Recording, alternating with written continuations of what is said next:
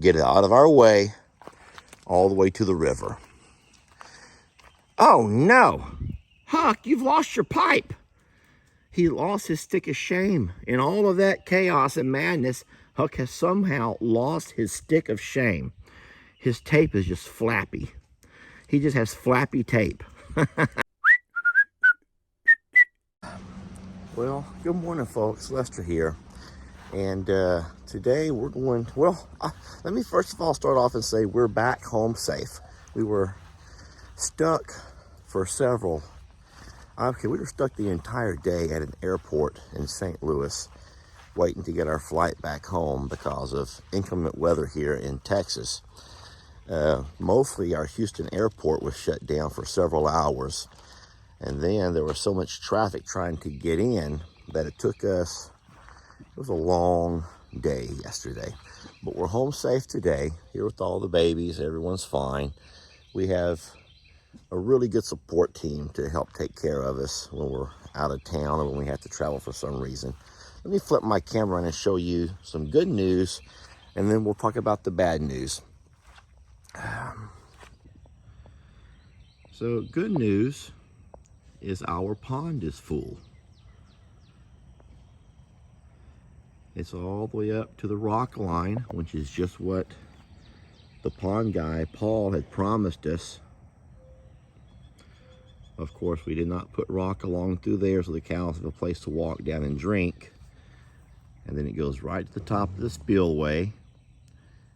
And once it gets to that point over there, we would rather the water go ahead and go over the spillway through the culvert instead of backing up into the barn area or anything. So that's the purpose behind the spillway, and that's so we're really pleased and blessed to have gotten enough rain to have filled our pond. Now, there's no guarantees exactly how long the pond will stay filled. You all know that when you first build a pond, sometimes it takes several attempts at filling it before it'll finally seal itself off.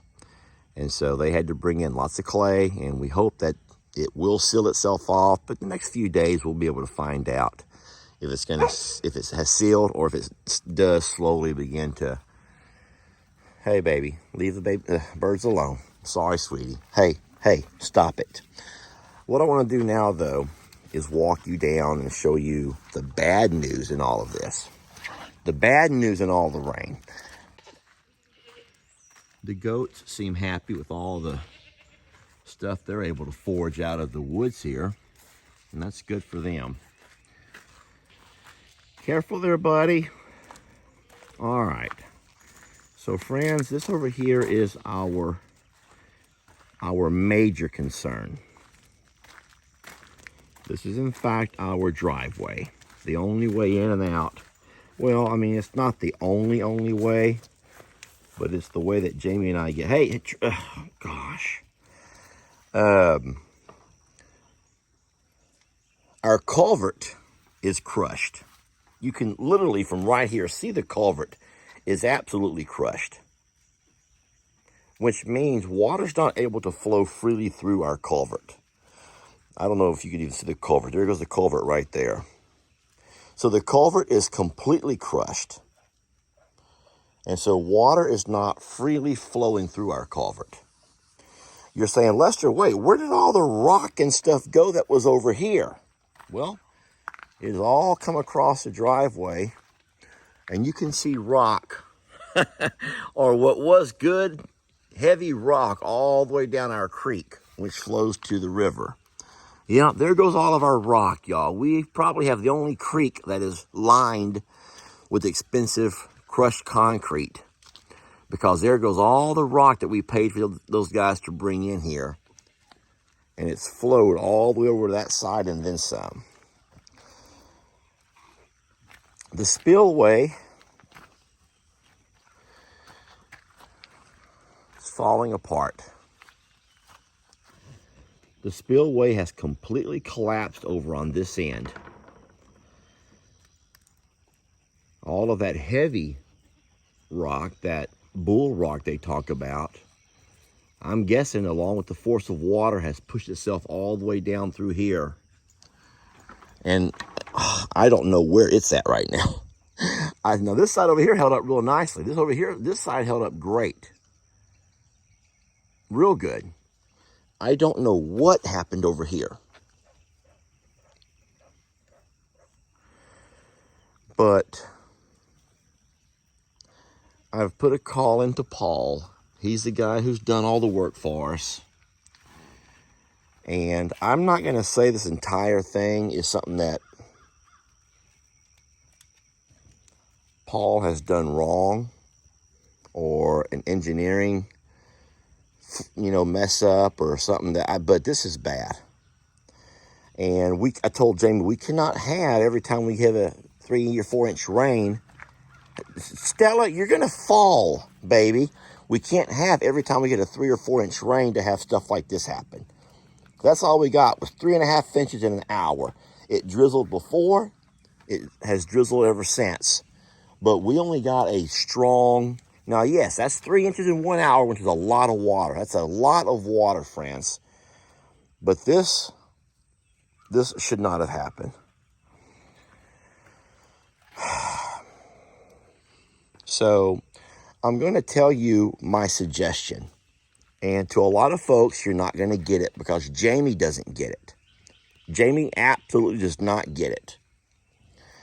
But hear me out on this and see what your thoughts are.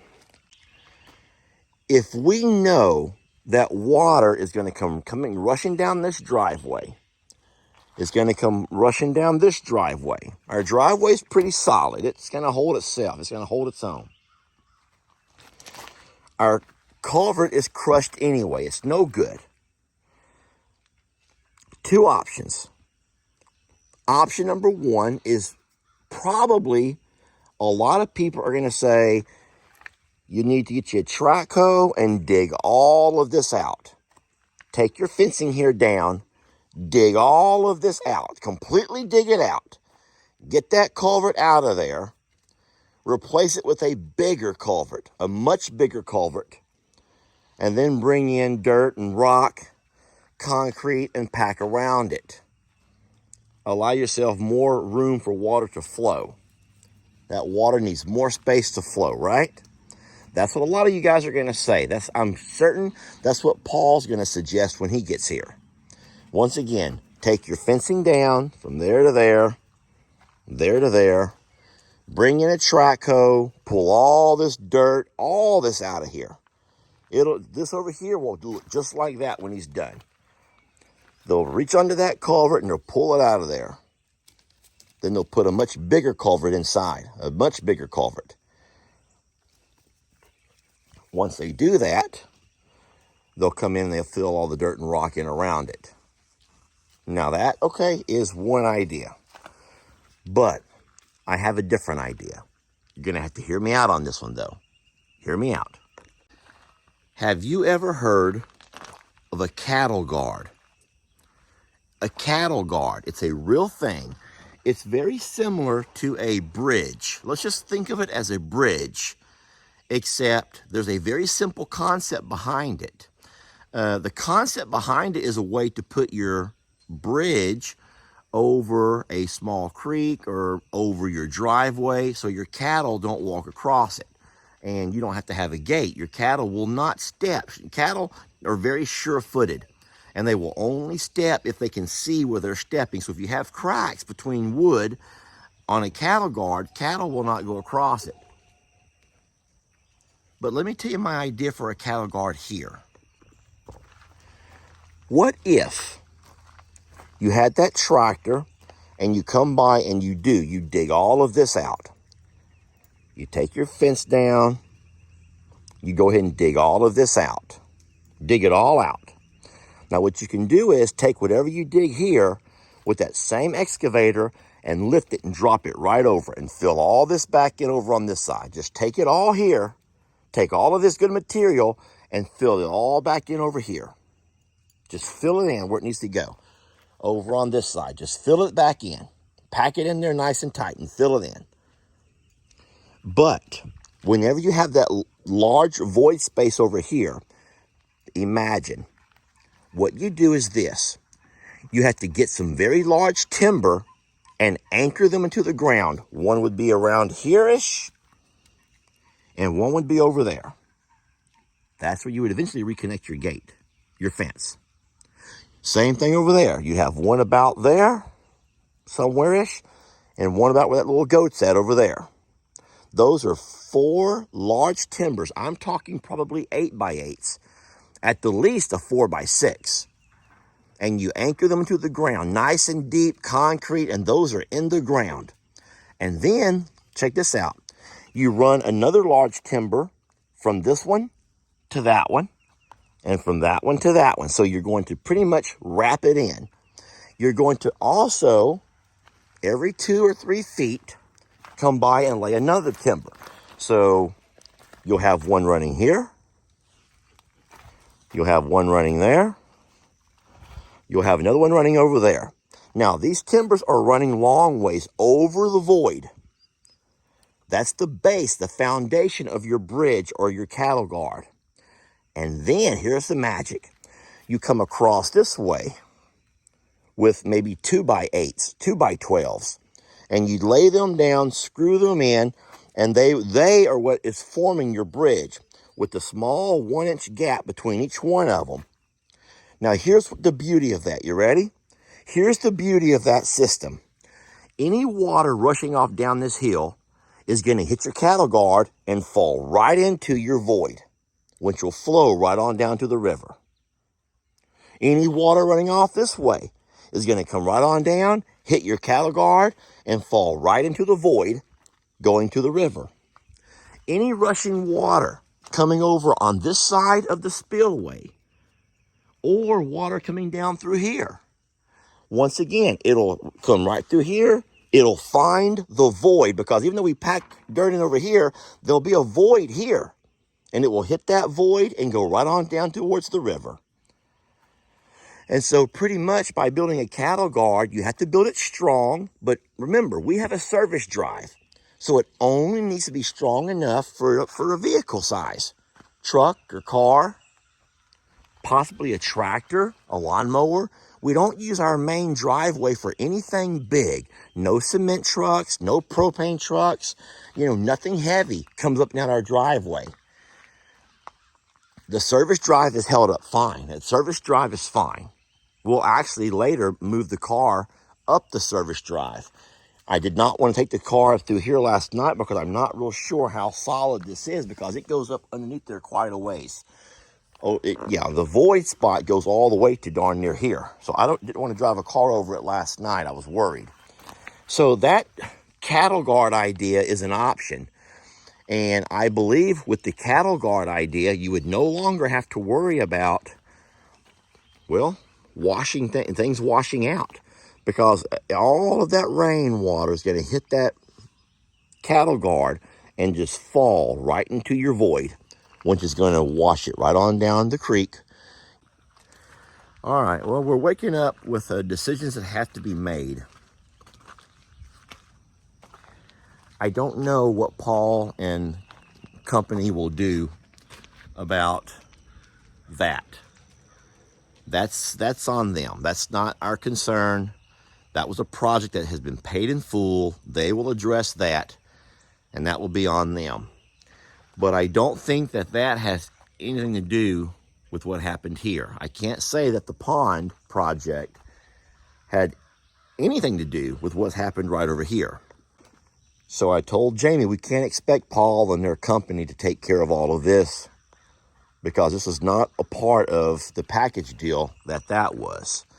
So hopefully Paul can drive out this morning and have a peek at that, and they can give us a plan of what they can do. And then if I ask Paul to address this, I know he will. I mean, they have the equipment, they have the know-how, but I know all they're going to do is want to put another culvert in there, a bigger culvert possibly. So I'd be real curious to see what you guys say. If you know much about culverts, if you know much about engineering, if you know anything about cattle guards. But I do think that a cattle guard would be a cheaper route, and I think it could be a long-term solution. And then as far as putting the fencing back up, you remember how I talked about having a big anchor post right about here? I mean, a big one. Another big anchor post over there. I think that the fencing would reconnect to all those anchor posts, and they would just tie into the driveway. Same as that side over there. All right, I'd be real curious, guys, as to what you think and your thoughts on all of this. So, culvert versus cattle guard. And of course, our cattle guard wouldn't be to keep our cattle in necessarily, because our cattle would never be on our driveway. Our cattle guard is just a type of bridge system that could help us with, figure all this out and solve this major issue. This is a major erosion issue. And we're going to, for certain, need help with this one. Thank y'all for watching. And I really do look forward to your comments. And I'd rather you just not say one or the other. Explain to me what your thoughts are. Explain to me your ideas. That'd help a whole lot. All right, thank y'all for hanging out with us this morning and being a part of our lives and our adventures and our projects. I will say one thing. This is going to be kind of sad, but let me get my camera flipped around here and I'll show you one last thing. Y'all know that I had a really big project planned for that fence line this week. That was my goal, to get started on all of that once the rain cleared.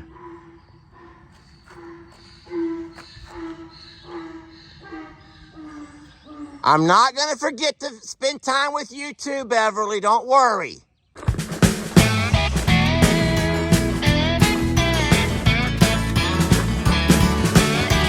Don't let your troubles fester. Come watch Longhorn Lester. Yeah, something like that.